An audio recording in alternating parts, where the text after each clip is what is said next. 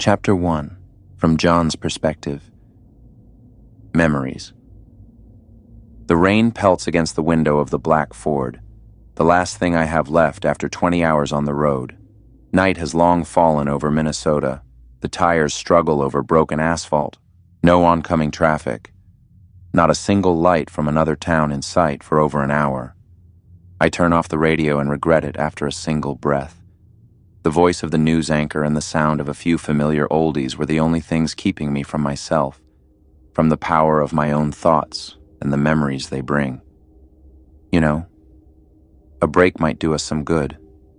I need some time for myself. And you do too, John, she said.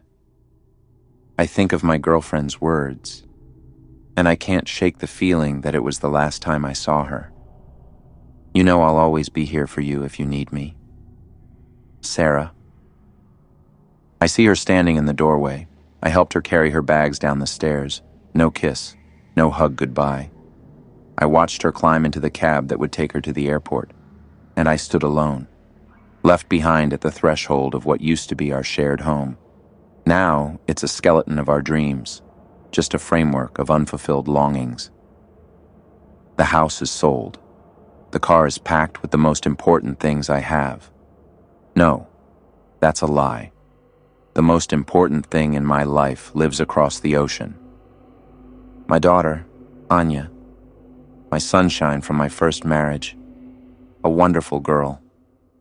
She lives and studies in Heidelberg, Germany. I'd planned to visit her for Christmas. I am not to blame for what happened. None of us were to blame for Tyler and Abby's deaths. It was a night like this one. It was fall. Rain poured down in buckets. The roads were slick. Everyone was drunk, except me, the one behind the wheel. But I could have avoided the driver who crashed into us. And again, I blame myself. No one coped with the loss of our friends. Least of all Sarah. Everything changed after that one night.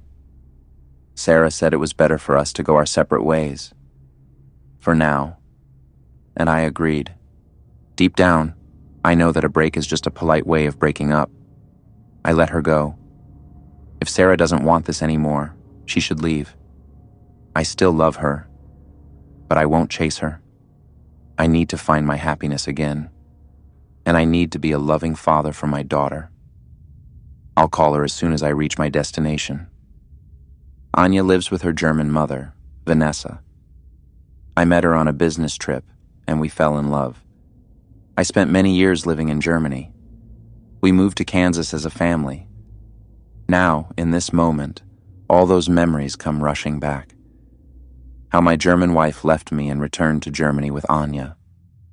Sarah was always there for me during that separation. We met in a bar.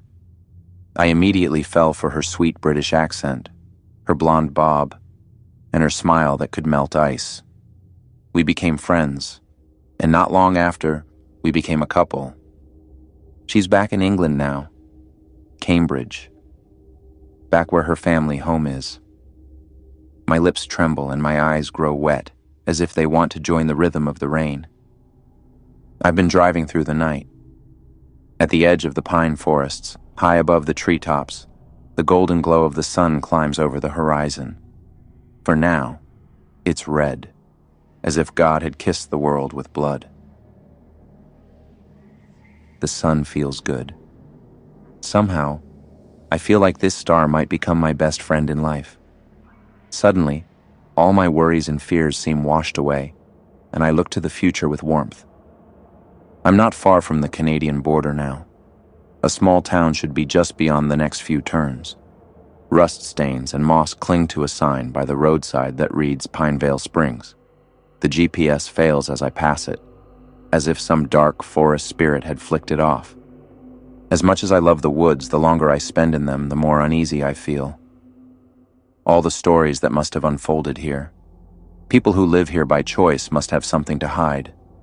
For better or worse, I've quit my job as a gatekeeper in Kansas City. I have enough money to take care of myself for the next few months. But I need to disconnect, to take a break from my old life, from all the stress and worries. For now, I just want to see an old friend. Jerry. I met him at the Country Stampede Festival. Since then, we've kept in touch regularly. Over the years, we've drifted apart a bit, but it hasn't hurt our friendship. He's letting me stay with him for as long as I need. Maybe he even has some work for me. The windshield wipers battle the rivulets of rain, just as the tires fight through the muddy ground. Through the mist, the silhouettes of locals come into view. I drive closer and lower the window. They avoid my gaze. One of them looks away immediately after our eyes meet. "Excuse me," I call out, leaning a little out of the window. "How much farther to Pinevale Springs? I'm not from around here, you know." The oldest of the two women looks at me. The first lines of age trace her face. She hums, giving me a calculating look. We see. "Are you from around here?" The group nods. Their clothes are soaked. White jackets and robes cling to them, heavy with rain. What are they doing so far out in the woods? They look like a role-playing group, or an occult sect. It's early in the morning. It's almost still night. What were they doing in the forest? "People don't usually come this way. Are you sure you want to join us?" one of the figures asks. Rain drips from his hood onto his face. He pulls it back, revealing a bald head greeting me in the bloody morning sun. "I'm visiting a friend." "What's his name?" asks another. "What is this? It's none of their damn business who I'm meeting."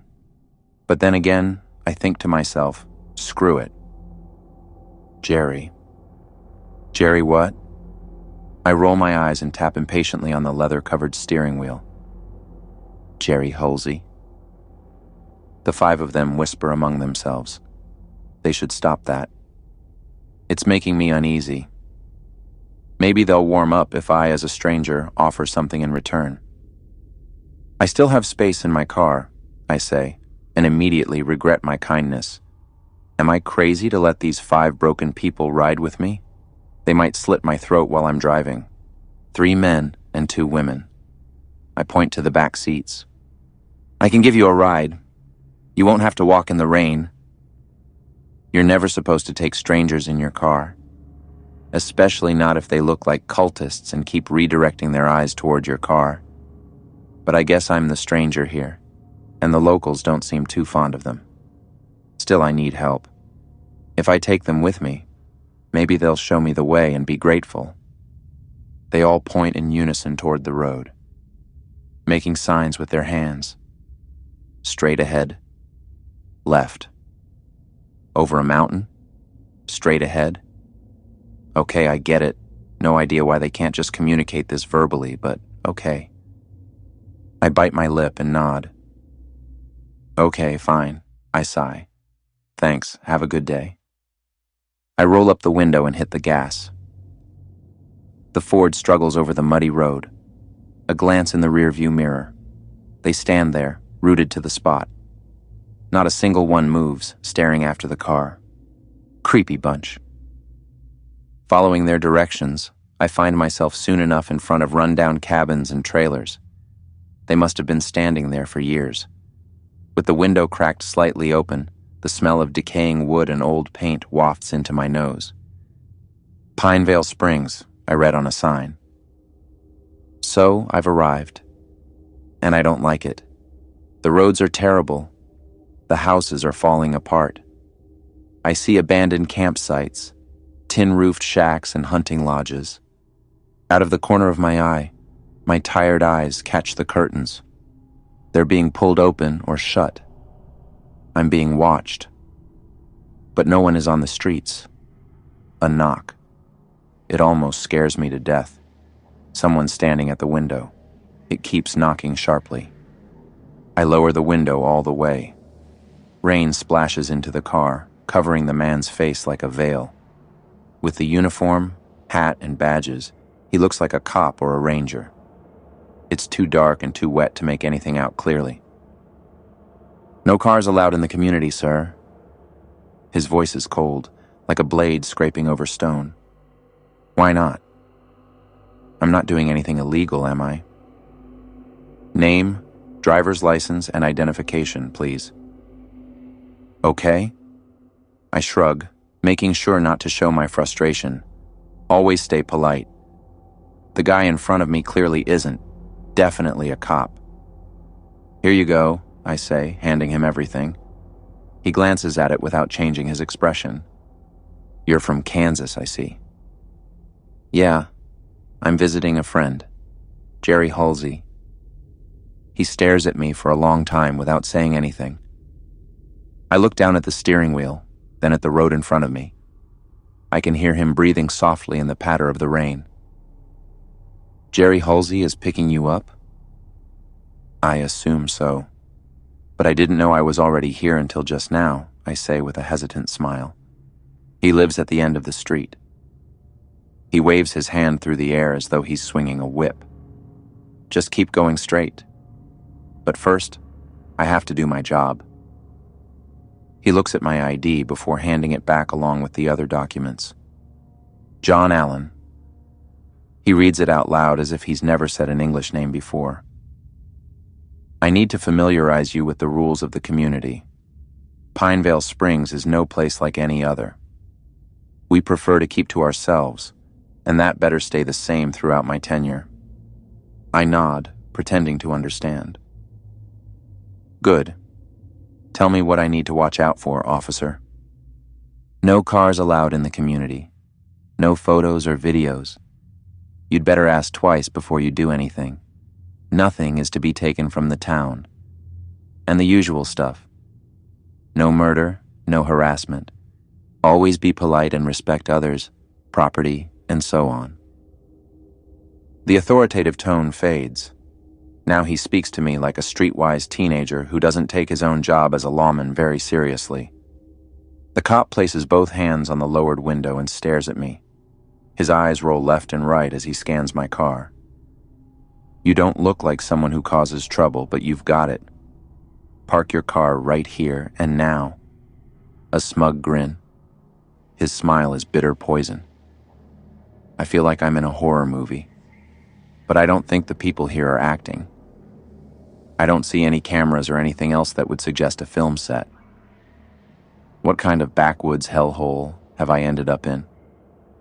Normally there's a good cop and a bad cop, but a creepy cop? That wasn't part of the deal. He's a cop. He must have a car too, right? I glance over the steering wheel and spot a bicycle leaned against a streetlight. Look at me, he demands coldly. I look at him again. His rigid mouth corners soften. He smiles at me again. Don't cause any trouble, okay? He taps the roof and walks away. I grab my phone and try to call Jerry. No signal. Why has the government sent so many satellites into space in recent years? In Kansas, I had a signal even in the middle of nowhere. Why does Jerry live in such a remote place? I get out. My boots sink into the mud. I almost slip. The eerie officer is gone. The bike is gone too. He said at the end of the street. I mutter to myself. I have to walk slowly and carefully to avoid slipping. I already have nothing but disdain for this place. Doors shut. Blinds rattle. No one here wants strangers. I'm just wearing a beige shirt and a gray parka. The rest of my stuff is still in the car. I should go back later and grab my bags before someone sets fire to my car. Not far from here, someone is chopping wood. In the rain. But he doesn't seem bothered by it. At the end of the street, I see a house that's in better shape than the others.